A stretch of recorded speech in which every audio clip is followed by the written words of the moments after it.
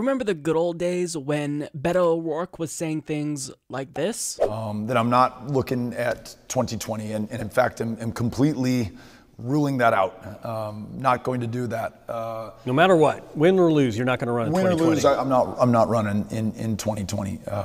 I got to tell you, it's incredibly flattering that anyone would ask me the question, or that's even up for discussion. But since people have asked, the answer is no. Fast forward to today, and he's running, it's official, and he announced today that he's running on the bold platform of being against bad things and being for good things. Take a look. Amy and I are happy to share with you that I'm running to serve you as the next president of the United States of America. This is a defining moment of truth for this country and for every single one of us.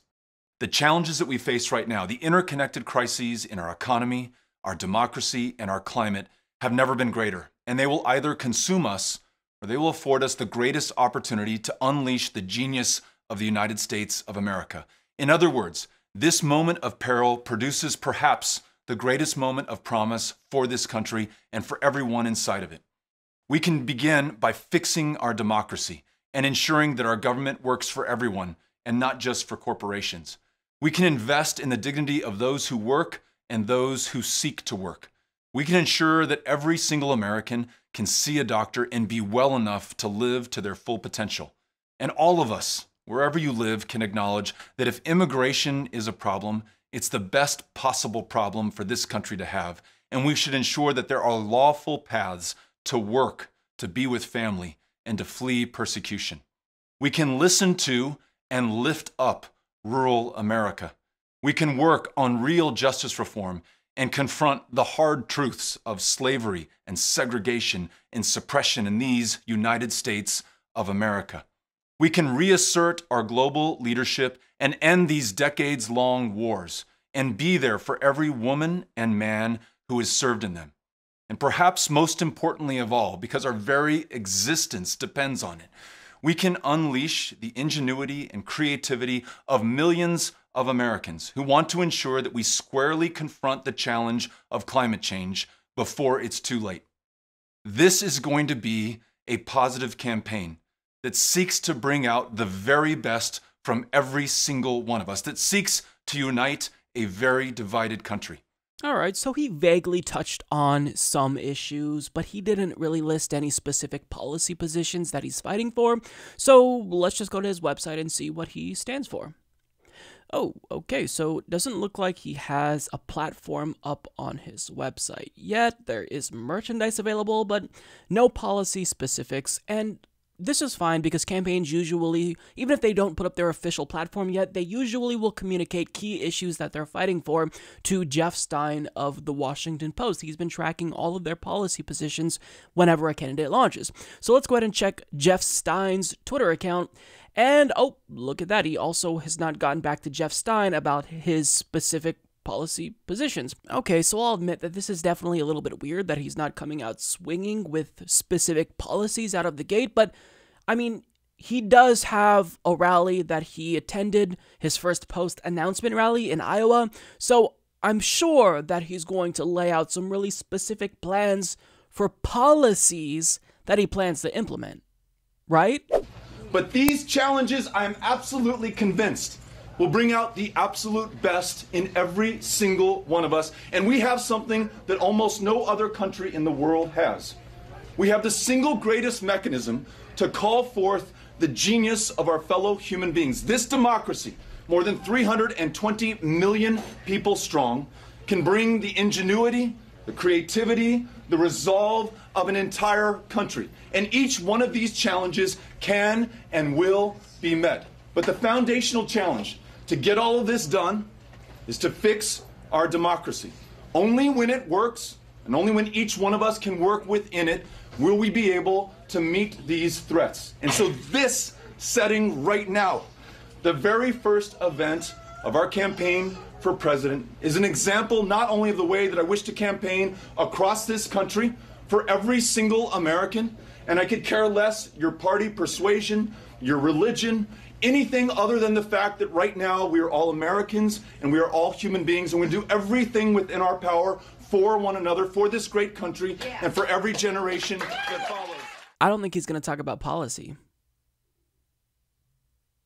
All we got there was nothing but vague platitudes. And again, to be fair, going back to the first video, he vaguely touched on certain issues, but he didn't propose policy solutions. Now, if you're running for president, something that is incredibly tiring, wouldn't you do it because you feel compelled out of a duty to your country to want to run on policies that could help Americans?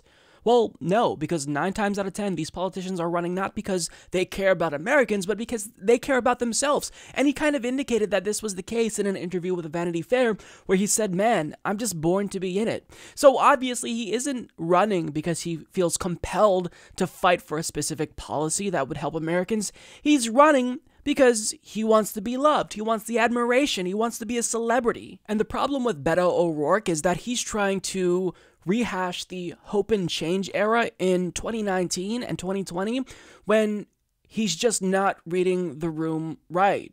Because the last time someone ran on hope and change, they got in and admitted that they were governing like a moderate Republican. And Beto O'Rourke would unquestionably be just like that. Because not only did he break his fossil fuel pledge, but as Vox explains here, he is substantially more conservative than an already centrist Democratic Party. And you can talk about hope and change all you want and try to be as positive as you want, but you need to understand that that's not where Americans are at now. We tried hope and change. That was a failure. Because the person who was telling us hope and change did not deliver any change in a meaningful way to the status quo when that's what he promised. So right now, we're not in a hope and change mood as Americans, Beto. We are in a pitchforks and eat the rich and burn shit down mode because that's how we're feeling. People are desperate. Americans across the country are being radicalized. Working class Americans flipped and voted for Trump after voting for Obama in 2016. This is not the time for hope and change. And if you think that that's going to inspire people, it may dupe some over. But I think that for the most part, Americans have woken up to the fact that this hope and change nonsense that politicians are talking about is nothing more than a ploy to seem inspirational and really set themselves apart from Donald Trump, when in actuality, they're going to get in and do largely the same shit as Donald Trump is doing. And I want to show an analysis on MSNBC that was actually really savvy and astute, where they talk about the problem with this rhetoric now. Beto only wants to be positive. He doesn't like being negative. He doesn't like naming villains. He doesn't like being against anything. It's all about what you're for. And so I think the question hovering over Beto is, can he actually deliver against those issues if he wants to be just relentlessly positive? When you have a problem of foxes eating hens, kumbaya is a recipe for slaughter. And so I think he needs to figure out how he can have that uplifting message that he's committed to, while actually having a theory of the case of what's going on in American life, and who he needs to actually dislodge if he's going to help people on the questions he cares about. And that is exactly it. The hope and change era is dead and gone. And if you think that that's what's going to propel you and not specific policies, very specific policies, then I don't know why you're running. Because if you're going to be in the race, you've got to bring at least something to the table. You don't have to pick everything, but you've got to pick at least maybe one policy. We want more, obviously, but what's going to be your signature policy? Out of the gate, he's not running on that. He's just saying, we have ingenuity and creativity, and we can do great things, and I'm positive. I'm not here for that right now, Beto. So propose policies, talk policy substance, or don't talk at all, because you're effectively not saying anything. You're saying a lot of words, and there's a lot of noise coming out of your mouth, but you're still not saying anything meaningful that is appealing to normal Americans. Girly Mike Fettuccine needs your support on Patreon. What a loser. Visit patreon.com/Humanist Report to support the low ratings Humanist Report. Sad. My views are much higher.